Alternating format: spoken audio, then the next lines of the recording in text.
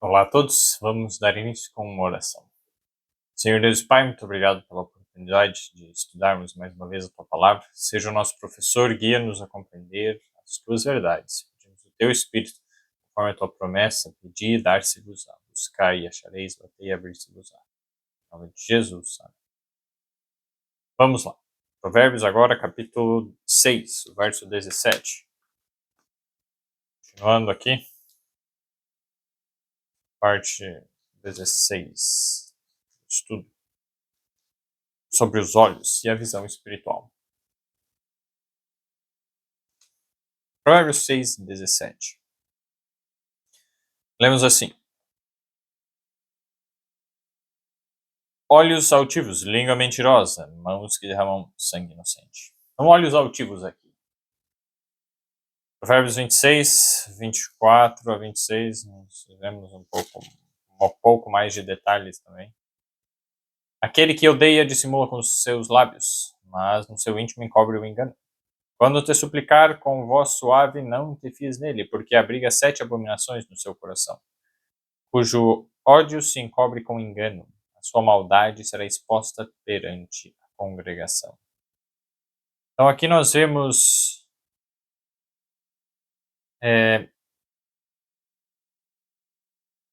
alguns aspectos. E no verso lá de Provérbios 6, verso 17. Olhos altivos, língua mentirosa, mãos que derramam sangue inocente. Existe um paralelo entre a descrição daquela pessoa e o que é interessante. Porque abriga 7 abominações no seu coração. Provérbios 26, 24 a 26. Aí no verso 25 ele diz isso, né? Abriga 7 abominações. E o ódio se encobre com engano. E aqui nessa sequência tem olhos altivos, a pessoa se acha. Olhos altivos é levantado, alto. Nariz empinado também é conhecida essa outra expressão. Olhos altivos era algo mais comum de se dizer na época do Testamento.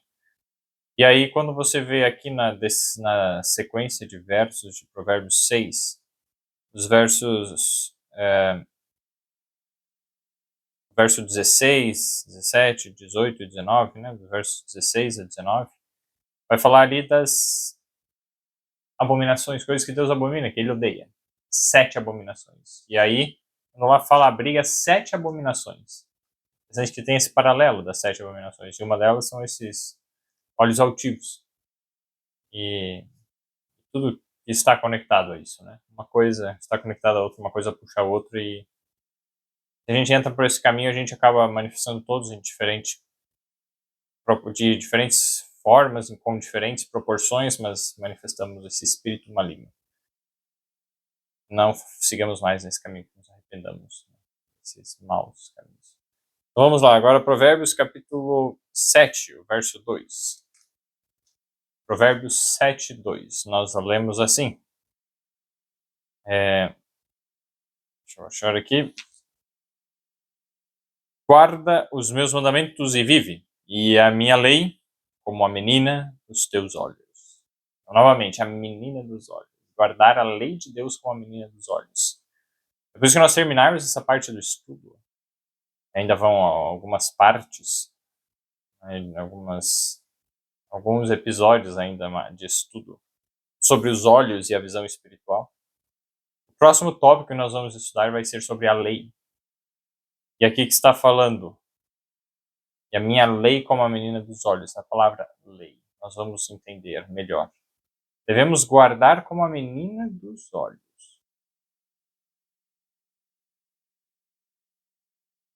A importância do mandamento está conectada com a vida e a lei,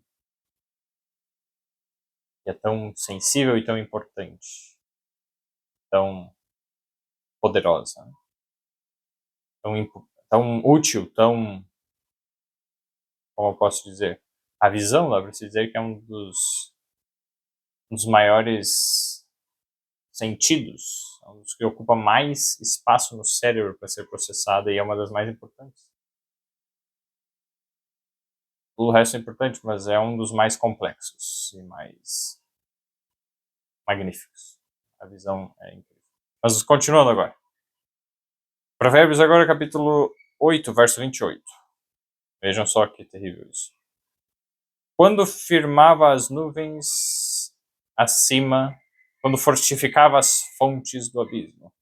A palavra fontes aqui é a mesma palavra de olho. Isso que é interessante. Essa palavra Ain, Eian, na verdade, Eian, a pronúncia mais ou menos de olho, é também em alguns contextos como fonte, nascente, algo que brota. E depois nós vamos entender, quando Jesus explicar melhor, a gente já deu algumas pinceladas nisso. A gente vai ver com mais detalhes que nossos olhos, eles são o que? A lâmpada. Se nós olharmos apenas na maneira como eles funcionam, eles só recebem informações, eles não emitem informações.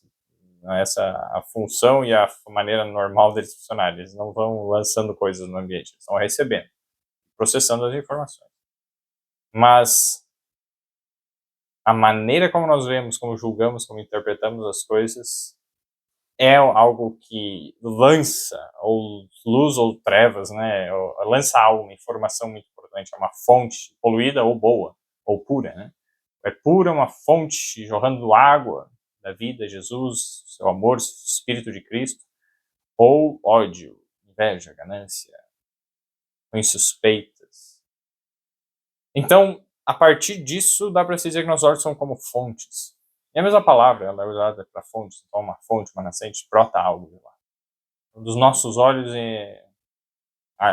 por ali que sai, dá para se dizer, o que está dentro de nós. Dos nossos olhos, a maneira como vemos as coisas. E essa maneira, esse modo, revela muito sobre nós. E o que é interessante, tem muitas pessoas que quando elas sofrem uma injustiça, quando alguém faz algo de mal para elas derramam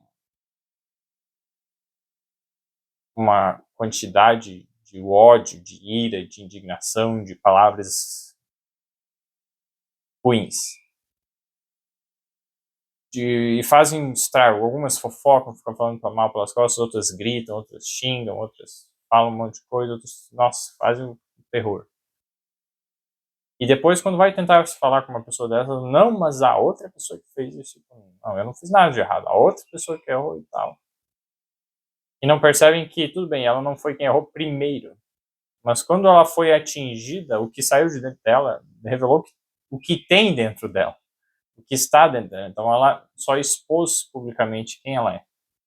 E isso, na verdade, em vez de ser uma comprovação de que o outro culpado, quão terrível é o pecado do outro, mostra quão terrível é o que está dentro dessa pessoa. Então, a fonte dela está totalmente poluída, a nascente do coração.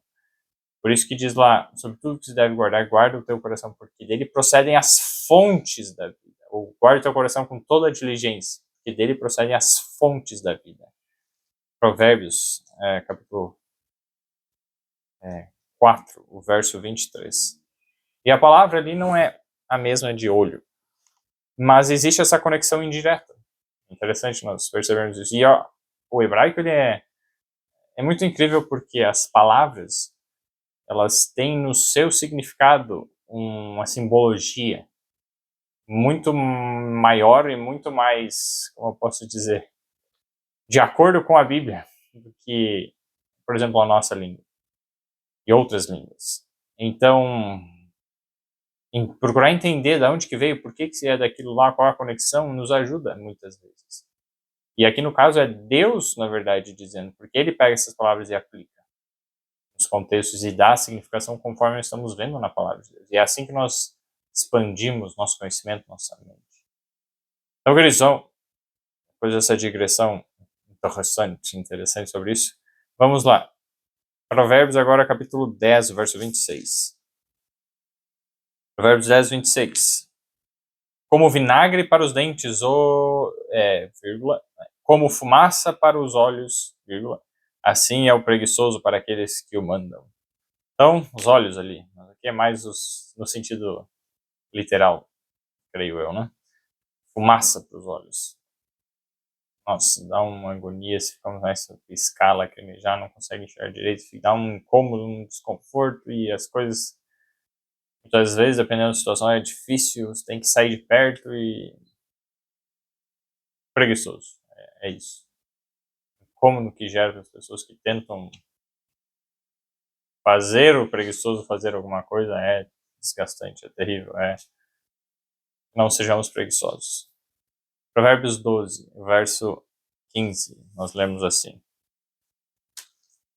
12:15. O caminho do insensato é reto a seus próprios olhos, mas o que dá ouvidos ao conselho é sábio. Precisamos ouvir os conselhos. Se nós estivermos sempre certos e nossos caminhos, nossas atitudes, o que eu faço for reto aos meus olhos, não, eu estou certo, eu estou certo, eu estou certo, e eu nunca me abri para a possibilidade de eu estar errado, eu sou um insensato. E insensato é o contrário de sábio. Porque quem dá ouvidos ao conselho é sábio. Quem não dá ouvido ao conselho não escuta o que os outros dizem, não está disposto a se humilhar ou reconhecer alguma falta, uma possível falta, ou investigar, melhorar. Beleza, eu fiz isso, eu pensei que não era errado, mas alguém está dizendo que é errado, então eu vou orar, vou buscar Deus, vou estudar sobre o assunto, vamos ver. Mas está sempre certo. Quem está, é sábio aos seus próprios olhos e está certo, né? Ali no caso, está sempre certo, certo aos próprios olhos. E é insensato, contrário de sábio, é triste. É uma situação, uma condição bem desesperadora, bem terrível. Próximo. Provérbios 15:3. Lemos assim. Os olhos do Senhor estão em todo lugar, contemplando os maus e os bons. Esse é um verso muito importante. Porque Deus está vendo todas as coisas. Não precisamos nos preocupar tanto em, isso, aquilo, não. Não precisamos nos preocupar, na verdade. Deus está vendo, Deus fará justiça. José. As coisas aconteceram de um jeito que ele não tinha como provar ser inocente. E ele era inocente. Mas Deus se encarregou disso no tempo certo. Mudou a sorte de José. Mudou a situação. E fez as coisas acontecerem. O nosso exemplo, nossa constância, nosso amor, nossa fidelidade em todas as coisas, grandes ou pequenas, vai demonstrar muito mais do que nós tentarmos nos justificar com as nossas próprias palavras. Deus nos livre disso. Provérbios 15:30 agora. A luz dos olhos alegra o coração. A boa notícia fortalece os ossos. Veja só, a luz dos olhos. Tem diferentes formas de compreender esse verso. Na verdade, ele tem diferentes aplicações e diferentes manifestações. Por quê? Princípio mais básico aqui, mais literal. Quando alguém está feliz, seus olhos brilham, abrem-se, e pode-se ver a alegria pelo olhar. Mas quando você está bravo, você está irritado, você está triste, os olhos manifestam isso também. Então, a luz dos olhos, veja só, alegra o coração. Mas não só isso, quando vamos na parte espiritual, a luz, como nós já vimos em alguns estudos, ela é o amor de Deus, a lei de Deus. A lei é luz, o cumprimento da lei é o amor. Deus é luz, o próprio Deus é luz. Então, quando há luz nos meus olhos, ou seja, quando Deus está presente na maneira como eu vejo, quando a lei de Deus está ali, o temor do Senhor, os seus princípios de amor estão no meu cérebro, né, falar dessa forma, mas conectados com os meus olhos, com a maneira como eu vejo, como eu interpreto e o que eu faço com as informações que chegam aos meus olhos. Então, a luz nos meus olhos, filtrando as coisas, me fazendo enxergar da maneira como Deus enxerga as coisas, vai alegrar o meu coração. Se nos falta alegria no nosso coração, é porque a maneira de nós vermos as coisas está errada. Precisamos de uma transformação da maneira como enxergamos as coisas. Precisamos de Deus nos nossos olhos.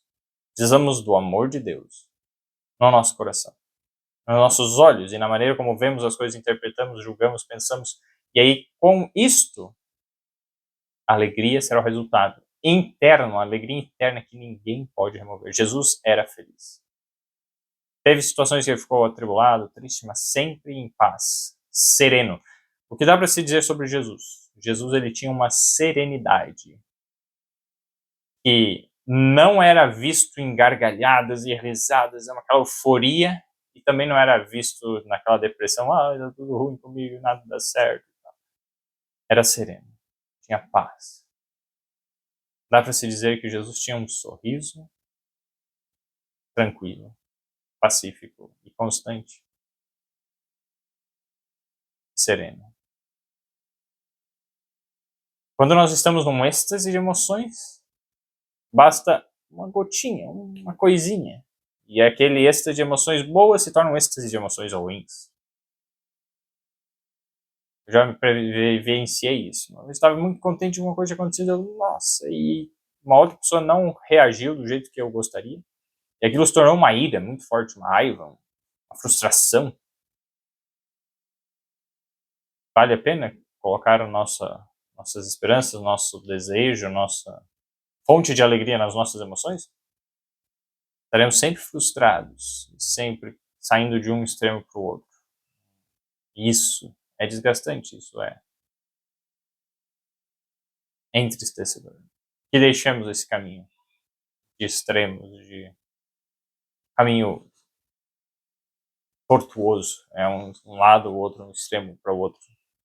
E andemos no caminho estreito, reto, simples, singelo, constante, sem ser como a onda do mar, como diz lá em Tiago, capítulo 1, que está lá em cima, lá embaixo, lá em cima, lá embaixo, está sempre oscilando, uma coisa e outra não é constante, mas quando Jesus entra no nosso coração, há uma constância. É isso que Jesus quer fazer em nossa vida. Então, beleza, essa parte aqui do estudo, vai ver, nós paramos aqui, já está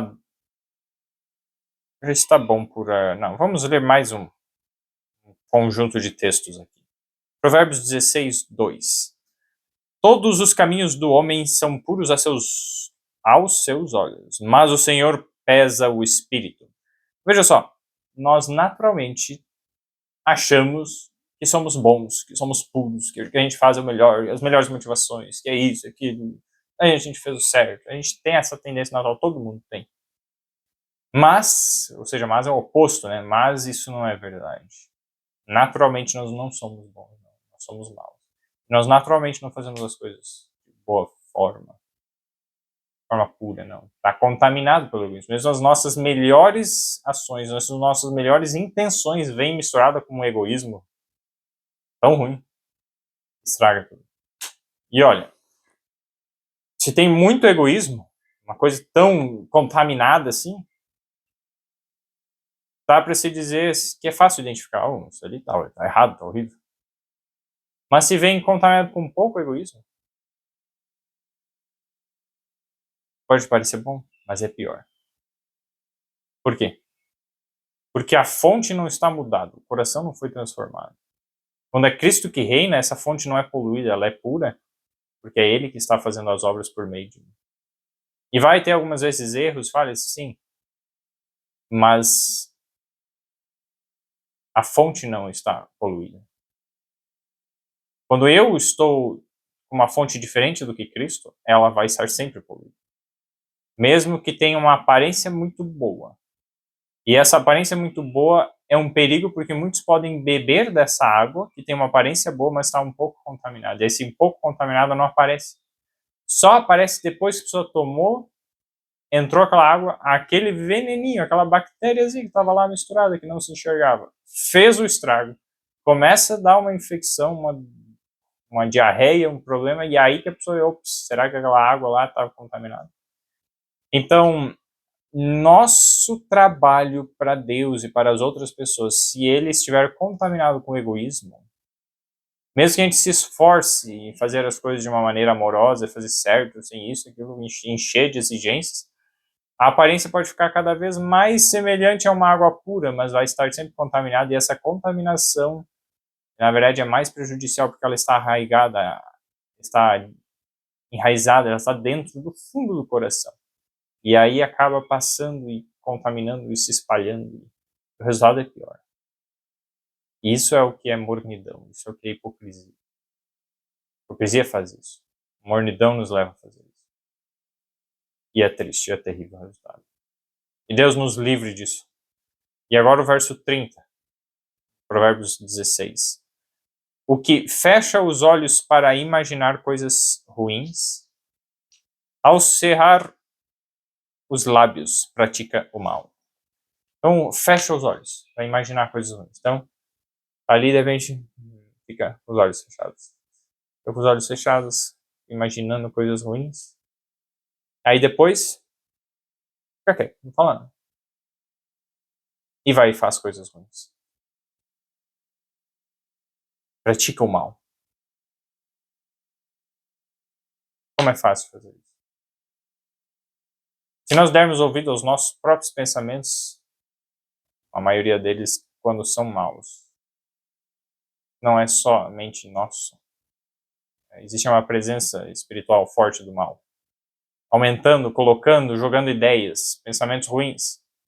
Então, quando fechamos nossos olhos, físicos, sim, e espirituais, ou seja, deixamos de olhar para a luz, deixamos de ter contato com a luz, para discernir certo e errado, e permitirmos que as trevas dominem, Satanás tem espaço no nosso coração, e acreditamos nas coisas que Satanás sugere no nosso coração, nos desviamos da luz. Muitas vezes nos calamos e fazemos o mal, e achamos que estamos certos e que estamos fazendo algo bom.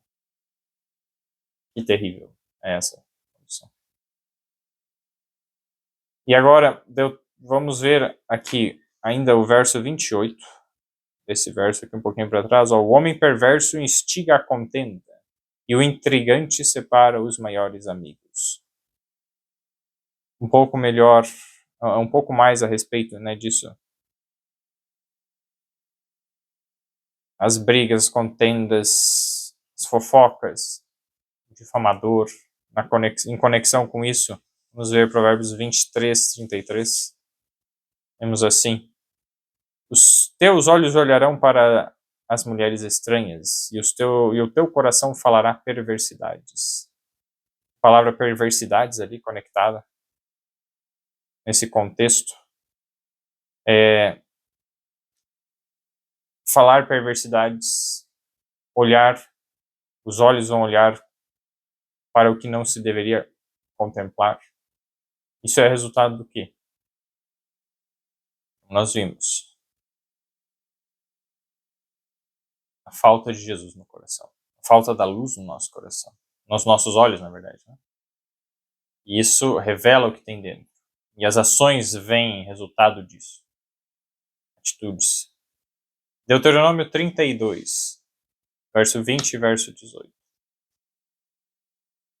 Deuteronômio 32, 20. E disse: esconderei o meu rosto deles, verei qual será o seu fim, porque são geração perversa, cujos filhos em quem não há lealdade, em quem não há fé, também outra versão, a gente já viu algumas vezes esse verso nos estudos aqui. E o verso 18, ó: esqueceste da rocha que te gerou, e em esquecimento puseste o Deus que te formou. Quando nos esquecemos de Deus, da rocha que nos formou, de Jesus, né, e nos desviamos dele, o resultado é que não há fé em nós, há perversidade. E essa palavra perversidade são essas coisas perversas que ficam no coração, as coisas ruins ali, fecha os olhos para imaginar coisas perversas. De uma ou de outra forma, o que é em desacordo com a lei de Deus. E a transgressão da lei de Deus, a quebra dos mandamentos, a maldade, tudo isso vai se espalhando no nosso coração quando nós fechamos os nossos olhos para a luz, nos esquecemos de Jesus, nos esquecemos de Deus e nos afastamos dele, esquecendo-nos da sua lei. Então esse é um terrível e triste resultado. Nós encerramos por aqui o estudo de hoje. O Espírito Santo esteja guiando a cada um. Vamos orar. Pai querido, muito obrigado pela tua palavra. Obrigado porque nos fizeste entender melhor a respeito desses assuntos, desses tópicos. Abre nossos olhos, livra-nos, Senhor, das ruins suspeitas, livra-nos de ter nossos olhos manchados, contaminados, em trevas, e abramos os nossos olhos para Jesus e fixemos nele o nosso olhar. Que o nosso pensar e o nosso falar seja muito mais de Jesus e muito menos de nós mesmos. Guia-nos nesse processo, nessa transformação que precisamos. Muda o nosso coração e, como disse o salmista, cria em mim, ó Deus, um coração puro e renova em mim um espírito reto. É o que eu te peço, Pai amado, e agradeço em nome de Jesus. Amém. O Espírito Santo esteja guiando a cada um. Um abraço a todos.